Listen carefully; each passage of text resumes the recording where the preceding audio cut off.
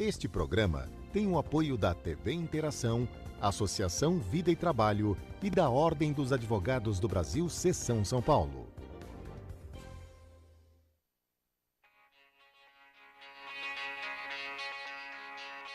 A limpeza urbana representa, em média, a terceira maior despesa dos municípios brasileiros, ficando atrás apenas da saúde e da educação.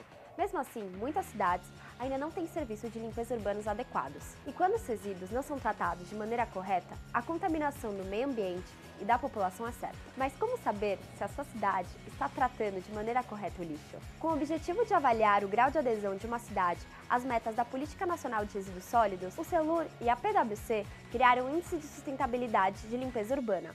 Esse índice é a ferramenta que acompanha a evolução dos resultados, do planejamento financeiro e das metas das gestões municipais.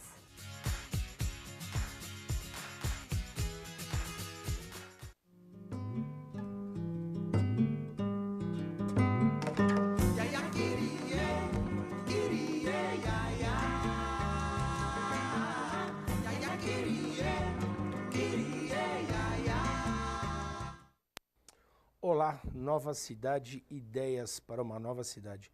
No programa de hoje, a gente vai tentar entender um novo procedimento das empresas de todo o Brasil.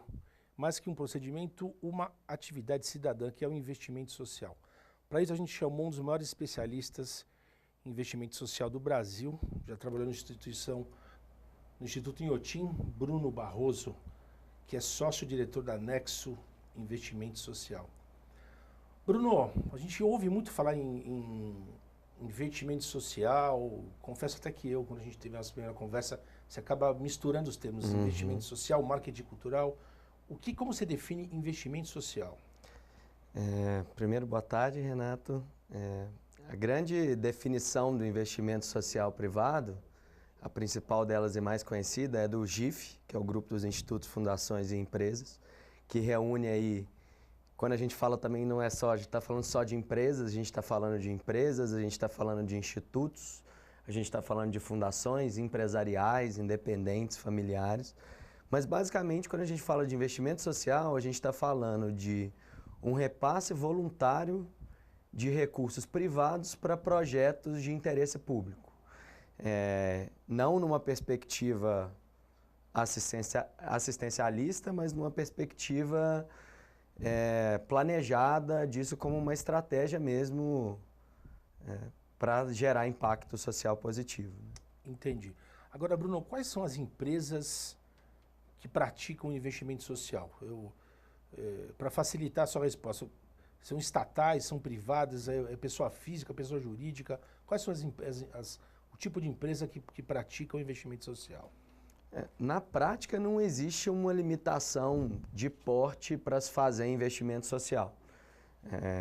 O investimento social, dentro da perspectiva que eu respondi inicialmente, ele pode ser utilizado por empresas de diversos portes. Isso é, inclusive, um dos desafios, como que eu levo a perspectiva de investimento social, de aportar recursos para o bem comum para empresas de menor porte. Hoje, quando você pensa nas empresas mesmo, você tem as grandes empresas do Brasil e do mundo, praticamente todas elas já têm suas políticas muito estruturadas de investimento social privado, né? Mas as estatais hoje em dia, a Petrobras, historicamente conhecida por ser uma grande investidora na área social, enfim, mas a questão do tamanho é menos importante e mais do que a gente está falando, que tipo de investimento que é esse.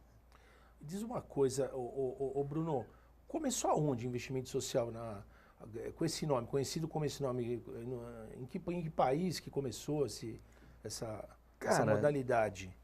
As origens propriamente ditas do investimento social privado, acho que assim, quando você pensa em investimento social, acho que a gente tem que lembrar da filantropia, dos grandes mecenas lá de trás, né? Então, na época do Renascimento, essa história é bem antiga, né? Mas assim, quando você pega as grandes fundações americanas, Rockefeller, enfim, já é uma prática bastante praticada no meio corporativo há muito tempo. As fundações e institutos empresariais são, de alguma forma, um um desdobramento, né? No Brasil elas começaram aí por volta dos anos 80 e aí tinha uma perspectiva muito de como que esses institutos eram, vamos dizer, eram estruturas criadas à parte das empresas para não se misturarem muito com o negócio. Que é inclusive uma questão que à medida que vai evoluindo, o que mais se discute hoje é até que ponto o investimento social está ou deveria estar alinhado ao negócio. Então, o que começou, principalmente aqui no Brasil, como uma coisa distante da operação, vamos dizer assim, olha, a empresa tem aqui a atividade econômica dela e em paralelo ela tem um instituto que cuida da parte social. Ao longo do tempo foi se vendo que, na verdade, o social ele tem, inclusive, impactos positivos no próprio negócio, né? Em termos de engajamento de funcionários, de se gerar uma relação melhor com a comunidade do seu entorno. Então, essa perspectiva de até que ponto o investimento social está alinhado ao negócio tem sido um dos grandes tópicos recentes do assunto. Agora, Bruno, o que uma empresa ela ganha fazendo investimento social? Essa resposta também ela é variada, vamos dizer assim, né? Porque você tem desde empresas, vou dar empresas do ramo de mineração, por exemplo, que no momento que elas estão tendo uma atividade econômica num determinado município, aquilo está tendo um impacto muito grande na vida das pessoas daquela comunidade, enfim. Então, nesse caso, é o que a gente chama quase que de uma licença social para operar. Você tem hoje as licenças ambientais que já são que são inclusive obrigatórias por lei, mas você tem as licenças sociais que elas são talvez um pouco mais intangíveis, mas que você precisa do apoio, você precisa ter uma relação saudável com a comunidade no entorno. Então, isso é uma das motivações. Por outro lado, você tem empresas que trabalham isso numa perspectiva de reputação, de ganho de valor de mercado. Então, quando você pega a bolsa, hoje você tem um índice Dow Jones de sustentabilidade, que mede, por exemplo, as empresas que têm o melhor desempenho social e sustentável, e isso adiciona, inclusive, valor de mercado para elas. Mas é óbvio, no final das contas, a gente nunca pode afastar o interesse genuíno de empresas, institutos e fundações em gerar um retorno positivo para a sociedade, né? Eu acho que isso tem que estar sempre levado em conta. Agora, Bruno, como que surgiu a Anexo? Conta um pouco da história da sua empresa. Então, a Anexo, ela é um desdobramento de uma experiência profissional anterior, você mesmo na introdução contou, do Instituto Inhotim, que fica lá em Minas. Nós somos mineiros, a nossa sede fica em Minas Gerais, em Belo Horizonte. E no Inhotim a gente basicamente ajudou a incorporar na instituição os processos de elaboração de projetos e captação de recursos, que hoje basicamente toda organização que trabalha na área social precisa captar recursos, né, para executar suas ações. E nesse processo de conversar com as empresas, com os institutos, buscando captar recursos para o Inhotim, a gente viu que tinha muito recurso, tinha muita vontade de fazer pelas empresas, equipes muito enxutas, incentivos que as empresas poderiam ter, inclusive fiscais, para fazer isso. E a gente viu aí uma oportunidade de ter um negócio, né? Isso hoje em dia é tendência, que você se sinta bem, que gere impacto social positivo na vida das pessoas e que fosse um negócio que, obviamente, como todo negócio, fosse um ganha-pão interessante. Então, a gente conseguiu juntar essas duas pontas e a Anexo existe, então, já desde 2011, basicamente, como o nome já diz, sendo um elemento aí comum, intermediário, para aproximar as relações entre os investidores sociais, então, empresas, institutos que querem aportar recursos em áreas como cultura, esporte, meio ambiente. E, por outro lado, a gente tem um trabalho também hoje já com 73 organizações do terceiro setor em 12 estados brasileiros. Então, já completamos aí 5 anos de vida atuando intensamente nesse... Agora, quando você disse que você tem 73 parcerias com ONGs, qual que é a diferença do trabalho de vocês com as empresas e o trabalho com as ONGs? Cara, no fundo, é gerar uma aproximação entre eles, assim. Muitas vezes existe um distanciamento muito grande entre essas empresas, esses institutos, principalmente quando você pega um perfil igual a gente, que é de Minas, né, que está quase fora do eixo, tem gente que está mais fora do eixo Rio-São Paulo que a gente está ali pertinho, mas principalmente quando você pega, existe uma distância muito grande das organizações para esses institutos e fundações. Então, a ideia é sempre aproximar essas relações, mas quando a gente trabalha para as empresas, para os institutos, a lógica é como que eu torno esse investimento mais eficiente, como que eu ajudo essa empresa a avaliar quais são os melhores parceiros, como que eu ajudo essa empresa a sistematizar esses processos. Por outro lado, quando a gente trabalha para as organizações, a gente tem um trabalho que é, vamos dizer, integrado, que vai desde entender os gargalos de financiamento até encontrar fontes de financiamento, fazer todo esse processo de tramitação dos projetos e aí sim, captar e gerir os recursos, porque também não adianta só, hoje em dia, isso é uma cobrança cada vez maior de todo tipo de financiador, que não basta captar o recurso, você tem que prestar bem conta do que você está fazendo, né? Tem que mostrar os resultados de fato que aquilo gerou para a sociedade. Enfim. Ok, o Nova Cidade de hoje entrevista Bruno Barroso, da Nexo Investimento Social. Bruno, em relação à crise que o país atravessa, isso aí impacta também na questão do investimento das empresas nesse tipo de projeto de investimento social? Assim, a tendência das pessoas, né? Assim, quando você conversa com as empresas, acaba que a área social, a turma brinca que é sempre uma das primeiras que sofre. Social, cultural, né, e tal. Mas eu acho que para a gente responder isso com mais clareza, a gente precisa olhar números. Assim. Tem dois grandes indicadores que a gente pode olhar para responder isso. Existe uma pesquisa que o Comunitas faz, chama BISC. E o BISC, a última pesquisa dela, que são dados de 2015, a gente ainda não tem os números de 2016, é que mostra que mesmo num cenário de crise, o recurso das empresas e dos institutos e fundações se manteve estável de um ano para outro, o que é uma boa notícia que mostra que mesmo em cenários de crise isso se mantém. Por outro lado, quando você pega um incentivo fiscal, como a Lei Rouanet, que aí, quando a gente fala de incentivo fiscal, tem uma relação muito direta, porque só tem imposto de renda a pagar se você tem lucro, então as empresas vão ter menos imposto a pagar se elas estão lucrando menos. A Lei Rouanet mostra que de 2 anos para cá, houve uma queda de 15% do valor aportado no setor cultural. Ou seja, a gente tem indícios de que sim, pode estar havendo uma queda. A gente tem 2 parâmetros aí para observar. Eu acho que se a gente for analisar mais a fundo, acho que a gente ainda vai ter outros elementos para responder isso. Entendi. Agora, Bruno, você falando que teve uma queda no aporte ao investimento cultural, existe um perfil dominante das que as empresas preferem na hora de fazer o investimento social?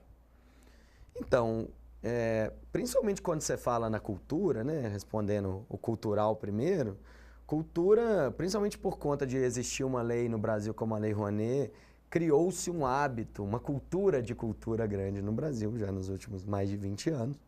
E as empresas têm políticas muito estruturadas hoje em dia de que tipo de projeto elas querem, que variam muito parecido com a coisa das motivações.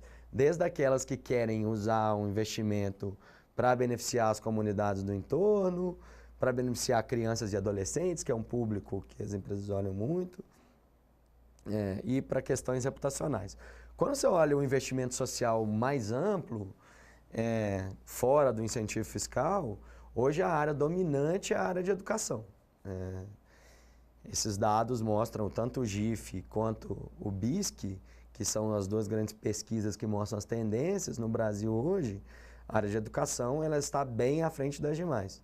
É curioso até olhar esses dados, porque, por exemplo, geralmente os clamores da sociedade, quando você tem essas manifestações, ou as pessoas quando elas vão falar, é geralmente educação e saúde. Educação, as empresas e os institutos estão olhando com muito afinco, que é a área que é mais investida. Por outro lado, quando você olha a área da saúde, ainda é uma área periférica, por exemplo, no investimento social, que tem crescido justamente porque Existem incentivos fiscais recentes para essa área, o PRONON e o PRONAS. Mas, enfim, a área de educação hoje é basicamente educação, cultura e a área de formação para crianças e adolescentes tem sido muito forte. Agora, Bruno, uma curiosidade. Você acabou de citar a questão do investimento social em saúde. O mecanismo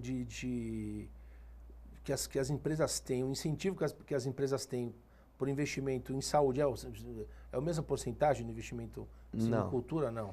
Na verdade, quando a gente pega hoje em âmbito federal, né, como é a Lei Rouanet, as empresas podem investir até 9% do imposto de renda devido. 9% dividido em percentuais específicos para cada mecanismo. Você tem hoje a Lei Rouanet, que é 4% do imposto de renda devido. Você tem a Lei do Esporte, que é 1%. Você tem o FIA, que aqui em São Paulo as pessoas conhecem muito como FUNCAD, que é voltado para crianças e adolescentes, que é outro 1%.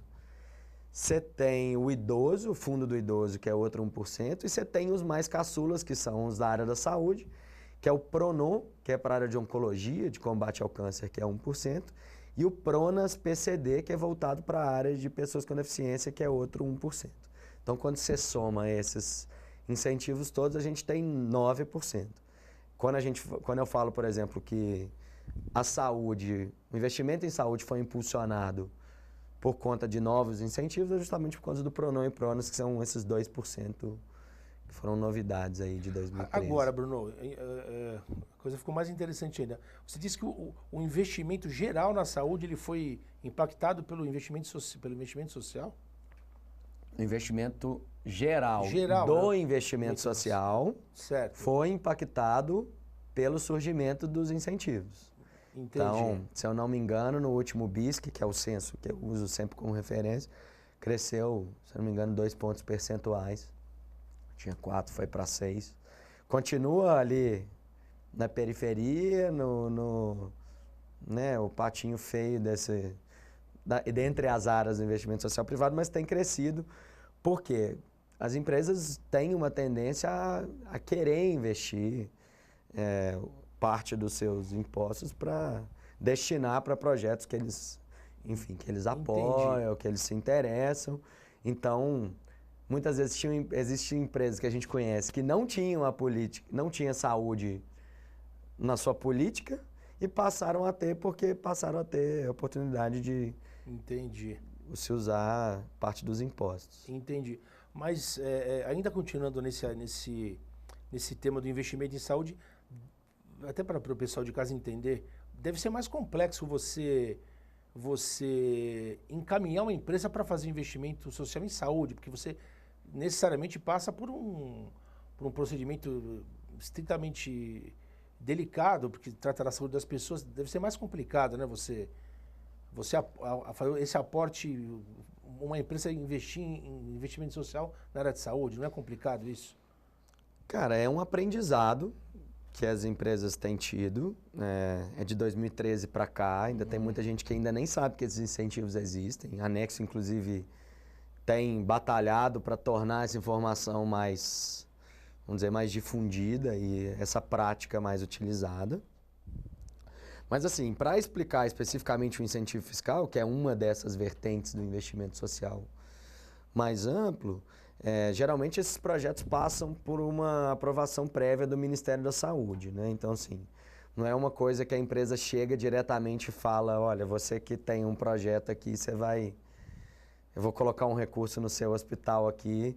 Não, na verdade tem todo um processo, o Ministério da Saúde abre uma chamada de projetos todo ano, as organizações se inscrevem, tem um processo rigoroso de aprovação e aí sim, dentre os projetos que foram selecionados, as empresas fazem as análises de qual que ela acha que é mais interessante, de qual que está eventualmente mais alinhado às políticas, usando critérios, por exemplo, geográficos, de temas. Agora, Bruno, aproveitando a sua presença aqui, em relação ao universo das empresas que fazem o investimento social, qual que é a divisão? São as grandes empresas que fazem, são as médias empresas que fazem mais, as pequenas fazem mais? Como é essa divisão? Então, eu confesso que eu não tenho esse dado tão claro do universo das empresas, né? Certo. Assim, aproveitando a toada dos incentivos fiscais, aí a gente está falando de grandes empresas, porque a gente está falando de, para usar incentivos fiscais, principalmente em âmbito federal, a gente está falando de empresas tributadas em lucro real, que aí a gente está falando de empresas com faturamento acima de 75 milhões de reais por ano. Então, são empresas de grande porte.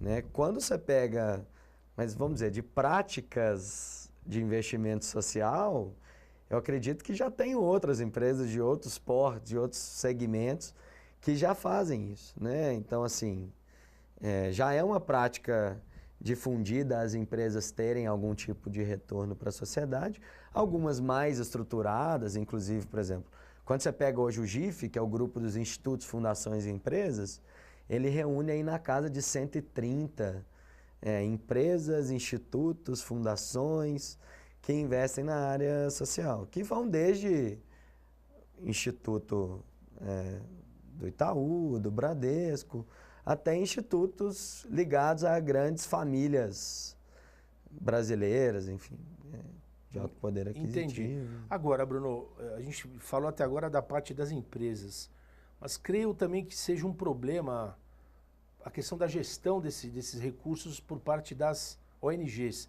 A gente estava conversando antes de começar o programa que deve ser um problema. De repente uma ONG tem um projeto que casa direitinho com uma empresa grande que faz um aporte grande. Isso não é uma dor de cabeça para a ONG gerir esse processo inteiro? Assim, o terceiro setor no Brasil, de forma geral, ele está numa crescente em termos de profissionalização, de organização, porque é um setor que, assim, muitas das organizações, de onde que elas surgiram? Você pega as APAES, por exemplo. As APAES surgiram de demandas, de necessidades reais de mães que tinham filhos excepcionais e que precisavam se organizar ali para melhorar a vida dessas crianças. Então, primeiro não existe a coisa da gestão primeiro, né? Primeiro elas criaram aquela associação em torno de uma causa e ao longo do tempo elas foram se organizando. Você tem grandes APAES hoje em dia, mas você pega APAES às vezes do interior, até de grandes cidades que ainda quando você pega em termos organizacionais e de gestão, são frágeis. Para não falar que eu estou falando só das APAES, o Brasil hoje tem 300 mil organizações do terceiro setor e várias delas têm problemas comuns gerenciais. As empresas têm sido cada vez mais exigentes, não só as empresas, mas os investidores sociais de forma geral, têm sido cada vez mais exigentes e alguns estão inclusive olhando à frente não adianta eu ser exigente e também não topar investir para qualificar essas organizações. Né? Então tem sido muito interessante movimentos no Brasil hoje das próprios investidores de qualificar essas organizações para receber o recurso. Mas sem dúvida nenhuma é um desafio. Existe recurso para o terceiro setor, muito recurso. As pessoas reclamam muitas vezes, esse recurso talvez seja mal distribuído, mas o recurso, sem dúvida nenhuma, ele é grande. O terceiro setor hoje, as organizações precisam se organizar para gerir melhor esses recursos, para mostrar que eles estão sendo efetivos na utilização, que eles estão gerando os resultados que são prometidos. Porque é isso, não basta só captar o recurso. Entendi. No ano seguinte você tem que mostrar, quando você for lá captar o recurso de novo naquele financiador, você tem que mostrar o que você fez no ano anterior e que o projeto... Ok. Brunão, o nosso tempo está se esgotando aqui. Eu gostaria de te fazer uma última pergunta. Você acha que o investimento social ajudou de alguma forma, ou tem ajudado, a alteração dos índices sociais do Brasil, dos indicadores sociais? Você acha que a gente pode afirmar isso? Cara, assim, Renato, uma questão hoje no Brasil que tem se discutido muito, a gente falando em tendências de investimento social, é o que eles chamam de avaliação de impacto. Assim. Avaliação de impacto é um instrumento por meio do qual se sabe ou não que esse recurso gerou resultados positivos. Na experiência, na prática, na observação, sem dúvida nenhuma, a gente vê que que isso tem gerado resultados positivos, tem influenciado políticas públicas, o que é um ótimo indicador se o investimento social. Então, se existem políticas públicas que surgiram de projetos que começaram do investimento social privado, né? Mas eu acho que esse talvez seja um dos grandes caminhos para o investimento social do Brasil trilhar. É como que eu mostro para a sociedade, mostro eu, empresa, eu, instituto, para os meus acionistas, que aquela quantidade de recursos que hoje no Brasil chega a 3 bilhões por ano no investimento social, estão gerando um resultado positivo. Mas aí a minha experiência prática e alguns números que a gente já viu, eu acho que é indiscutível que estamos melhor com o investimento social definitivamente. Ok. Bom, Bruno, obrigado pela presença. Eu que agradeço. Tá legal? E o Nova Cidade hoje entrevistou o Bruno Barroso, da Nexo Investimento Social. O Nova Cidade volta na próxima semana.